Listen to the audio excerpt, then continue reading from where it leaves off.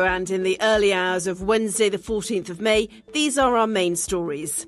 The US and Saudi Arabia say they've signed commercial deals worth $600 billion during Donald Trump's ongoing trip to the Middle East. Medical teams in Gaza are struggling to deal with the casualties after an Israeli airstrike hit the European hospital in the southern city of Khan Yunis. Uruguay's former president, José Mujica, known as Pepe, has died, aged 89. Also in this podcast, hundreds of photographers and journalists scramble outside a Paris courthouse. As the US reality star Kim Kardashian gives emotional testimony at the trial of the gang accused of robbing her. We begin in Saudi Arabia. President Trump has made a raft of significant announcements in the Gulf state on the first day of his tour of the Middle East. Speaking after a lavish lunch hosted by the kingdom's crown prince, Mohammed bin Salman, he said the two had signed commercial agreements worth more than $600 billion. The White House said these included the largest defence sales deal in history. Mr. Trump spoke at an investment forum in the Saudi capital, Riyadh, heaping praise on his hosts. I want to thank His Royal Highness, the Crown Prince, for that incredible introduction. He's an incredible man. Known him a long time now. There's nobody like him. I've never forgotten the exceptional hospitality showed to us by King Solomon, who's just, we talk about a great man. That is a great man. That is a great man, a great family. President Trump said Iran was the most destructive force in the Middle East and contrasted its actions with what he deemed as positive developments on the Arabian Peninsula. In his speech, Mr. Trump urged Tehran to make what he called a deal with Washington or face devastating consequences. I'm here today not merely to condemn the past chaos of Iran's leaders, but to offer them a new path toward a far better and more hopeful future. I want to make a deal with Iran. If I can make a deal with Iran, I'll be very happy if we're going to make your region and the world a safer place. But if Iran's leadership rejects this olive branch and continues to attack their neighbors, then we will have no choice but to inflict massive maximum pressure, drive Iranian oil exports to zero, and take all action required to stop the regime from ever having a nuclear weapon. Iran will never have a nuclear weapon. I spoke to our chief international correspondent, Lise Doucette, who's in Riyadh, and put it to her that Mr. Trump was at pains to stress the close relations between the US and Saudi Arabia. The Saudis could not have expected a better trip, both in terms of its heavy symbolism and also the substance. Mohammed bin Salman almost never left President Trump's side from the moment he personally met him on the tarmac. The very first moment he put his foot down on the airfield. What a contrast to when President Biden visited a few years ago. Mohammed bin Salman, who's the de facto ruler of the kingdom, sent a delegation to meet him. And President Trump, of course, said, I like him so much, he says that's why we are giving him so much. And what a lot he gave him, including what the White House describes as the biggest defense agreement in history. And what were the other key takeaways from the speech, Lise? We always knew that this was going to be a trip which emphasized what President Trump says is the need to create jobs, to invest in America, deals amounting to hundreds of billions of dollars in sectors ranging from artificial intelligence to energy to aerospace, as well as I mentioned that arms deal. But politics and regional stability also entered President Trump's speech, and there were a number of notable announcements. One, that he has decided to lift sanctions against Syria. That would have been something the Saudi leaders would have wanted, because the success of Syria, if it's within grasp after the fall of President Assad's decades-old dictatorship, is they need to begin to build economically, and they can't do that with their hands tied with sanctions. He spoke briefly about Gaza, saying the people of Gaza needed a better future, But he put the blame for their current predicament on their leaders, he said, who insisted on killing and kidnapping children. There was none of the urging for a ceasefire, including by Israel, which President Trump and his Mideast envoy had been talking about before the trip. And as you also mentioned about Iran as well, telling Iran that Iran could have a different future, the kind of future he waxed eloquently about the Saudi kingdom, but as long as they stopped their kind of activities, including their nuclear program. So a lot in that speech, and his visit to the kingdom isn't even half over yet.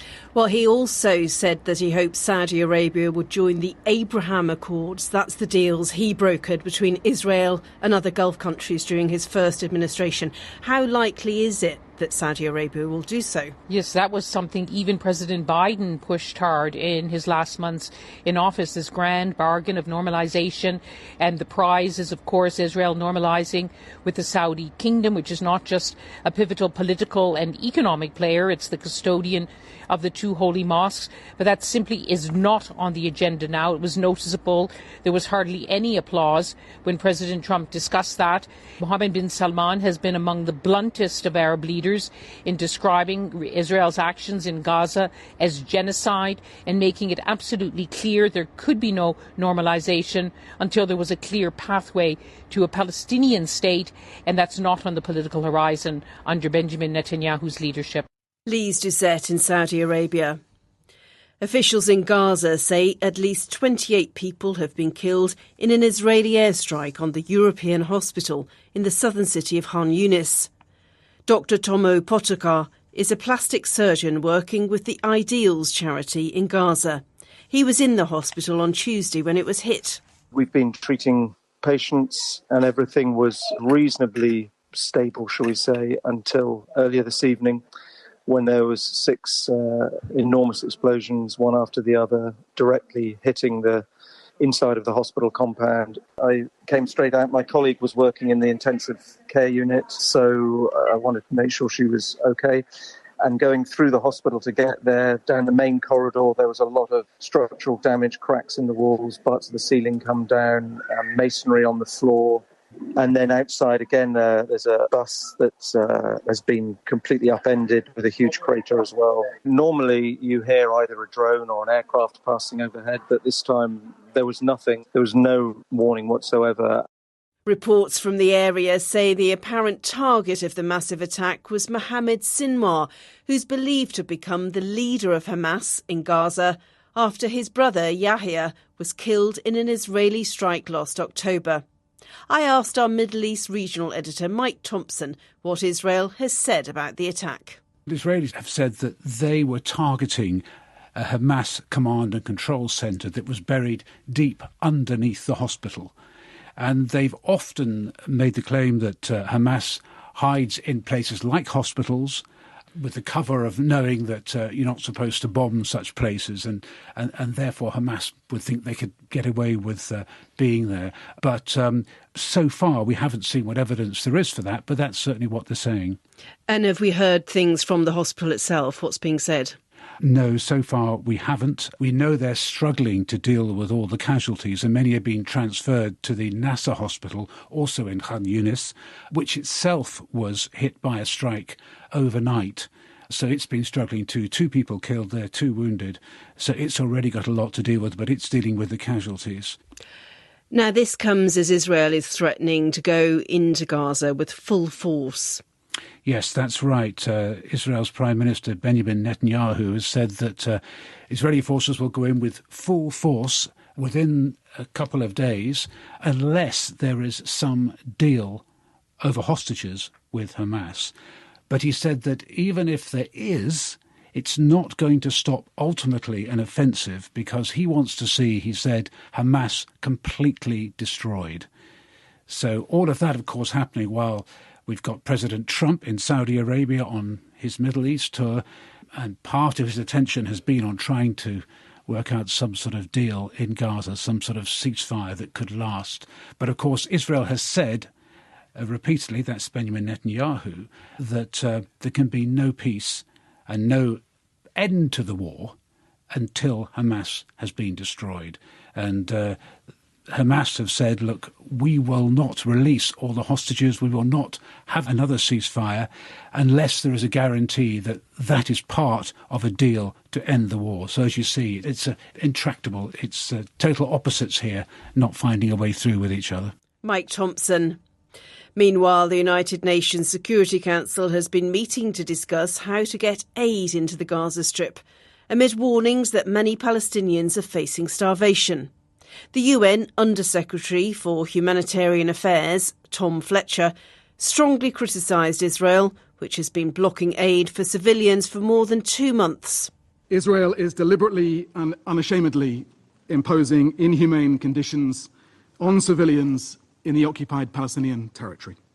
For more than 10 weeks, nothing has entered Gaza, no food, medicine, water or tents.